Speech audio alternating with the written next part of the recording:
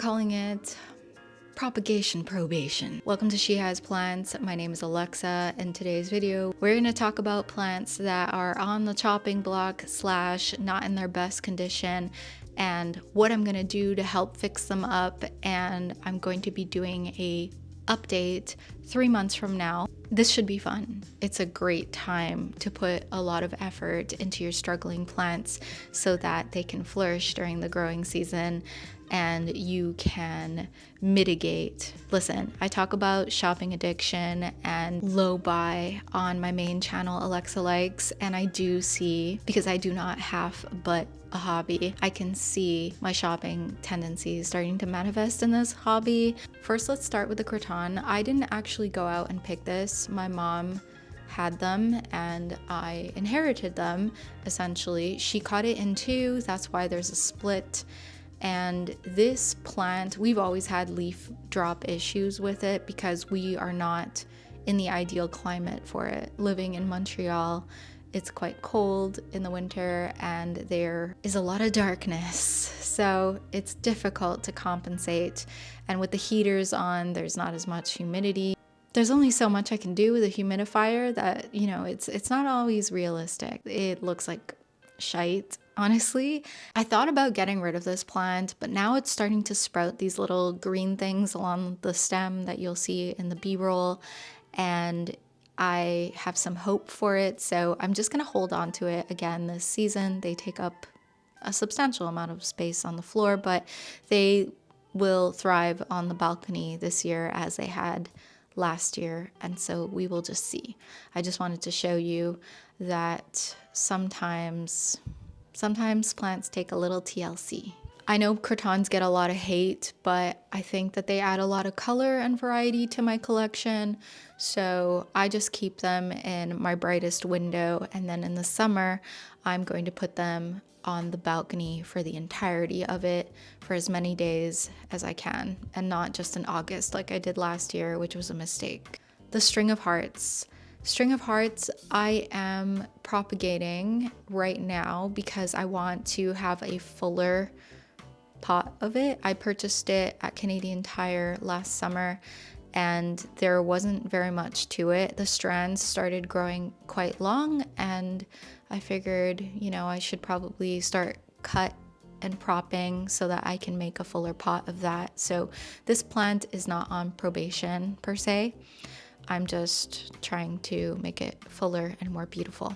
Alocasia, brancifolia, I think that's what it's called. Anyways, I always forget if it's brancifolia. This guy lost all of its leaves and it's just living in perlite. We'll see what happens. I don't have high hopes, but I know that happens with alocasia, so yeah. Our next houseplant is the Thanksgiving cactus. I got this one at the grocery store in December. I thought it was a Christmas cactus. Stupid. It's not. It's not. You cannot trust the grocery store. It literally just says holiday cactus. You really have to look at the foliage or the prongs or whatever those little sections are called. If they've got lots of pointy bits, guaranteed it's a Thanksgiving cactus. And to be fair, Thanksgiving cacti are a lot easier to take care of than its Easter counterpart. Actually, the Easter cactus, it's not the same species, but I have seen that now. Lately, I've seen it at Canadian Tire if you're in the market for that.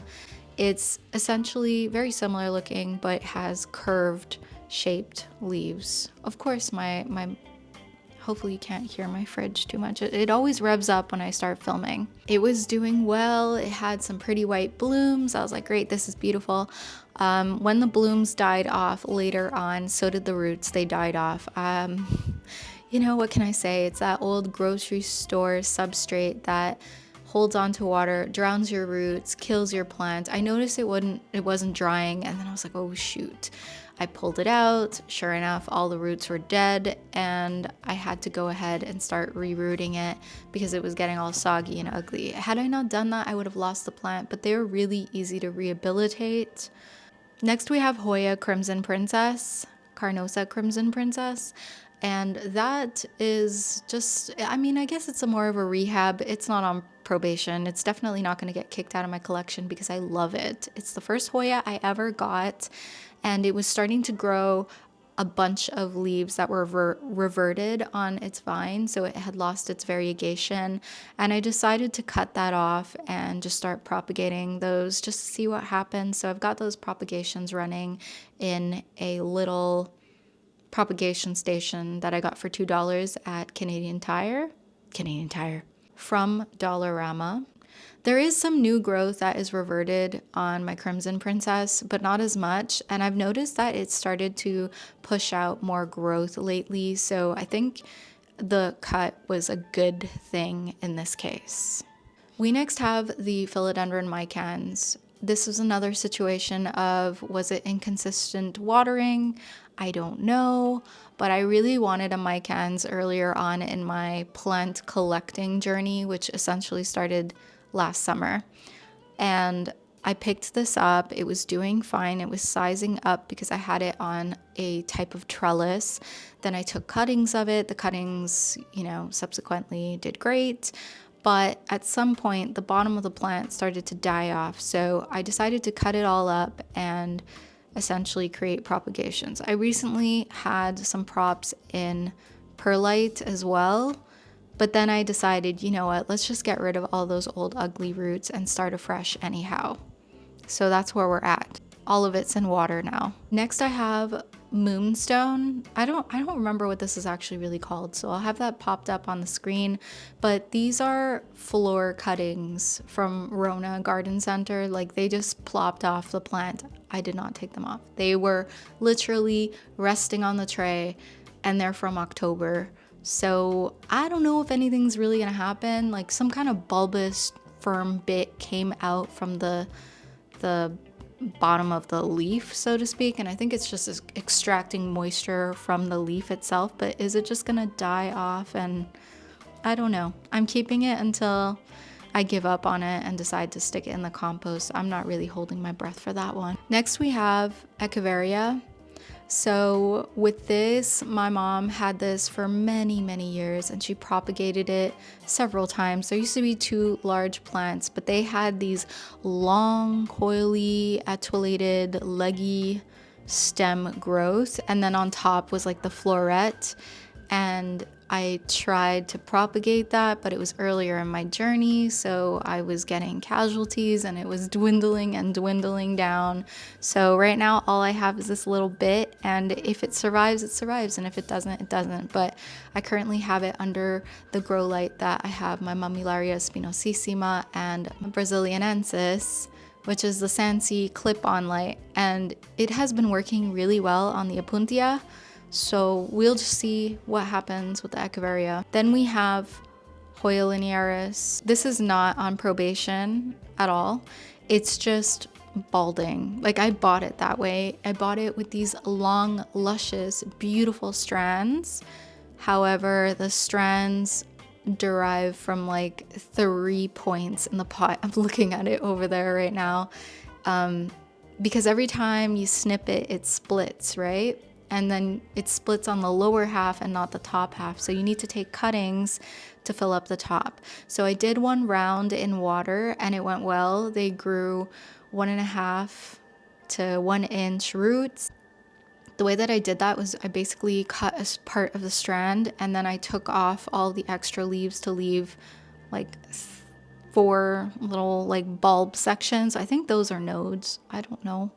And I put that in water, and then the roots just grew. Now I have them in perlite, and then I went and did another round of cuttings. I recommend starting off slow with cuttings to see if you can even get 1 or 2 to root before you completely hack up a plant, especially right after getting it. Like, you want it to acclimate first. So I'm doing another round of props, and I'm going to add them all to the pot after I get it out of that hanging planter. Because I don't like it. Hoya crassipetiolata. Oh boy. Another one of those wonderful Canadian Tire finds. So it's a big box store find that eventually got dry root rot. I don't know if it was dry or wet root rot or what it was, but all the roots died on me. So I had to do a water prop. Just know that any Hoya like crassipetiolata or latifolia, They take a long time to root because they have a sort of woody stem. So it just seems like it takes longer for the roots to develop, but they will develop. You need patience and like 8 to 12 weeks of patience.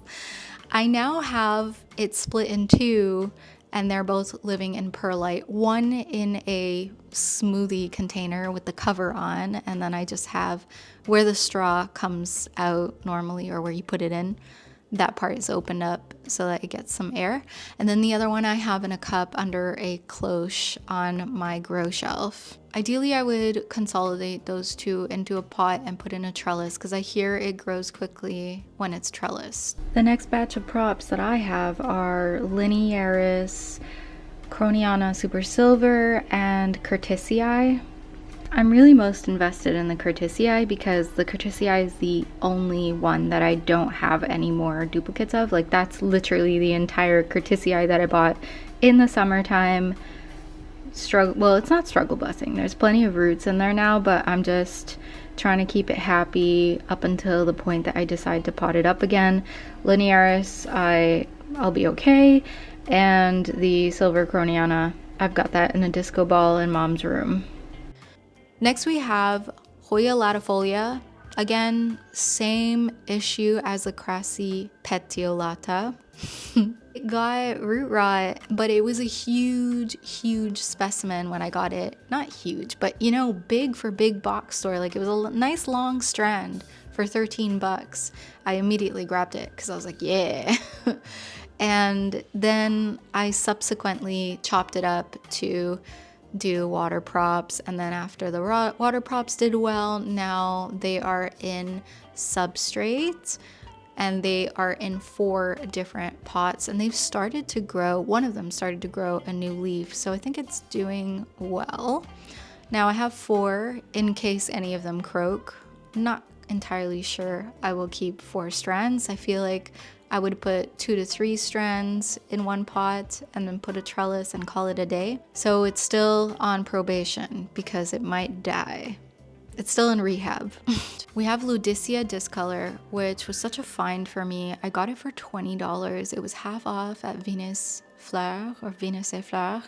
And I had previously seen smaller pieces of it for so much more expensive. Like, I think they were like $15 at Canadian Tire for just like the little cutting that I have running. So listen, this plant did not come to me in the best condition ever, but it was also the last in the shop.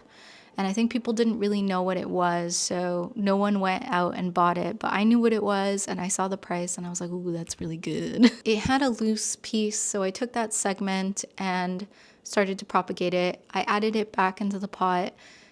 It lost all its roots again, so then I just propped it again in perlite, and we'll see how it goes. It's under the cloche with the crassipetiolata. Crassipetiolata. Why do I say crassipetiolata?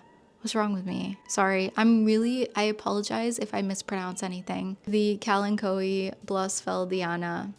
This plant I hacked up, and it's very old. My mom had this for like the longest time.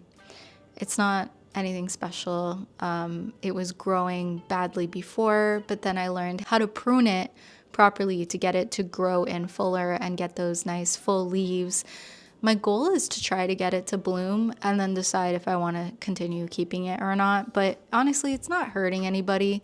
The problem that it had was mealybugs. It got mealybugs. I decided to chop it up and start again. I don't mind starting again at all. I'd rather it sometimes because I just want to get rid of those pests. So there weren't that many mealybugs, but there was quite a few damaged leaves, so I just thought, nah. Cebu blue. Epipremnum, cebu blue.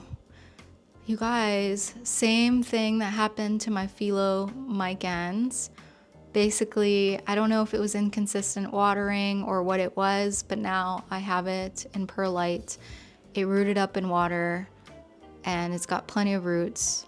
I'm having it live in perlite for a bit and then I'll put it in soil again, but I'm just taking my time with this one. I look forward to updating you in 3 months about these plants. But I want to know from you which plant is giving you grief, and if you have any tips for me, I would really appreciate it. And I will see you all. Check out the video on the screen. Bye. Subscribe, subscribe, subscribe, subscribe.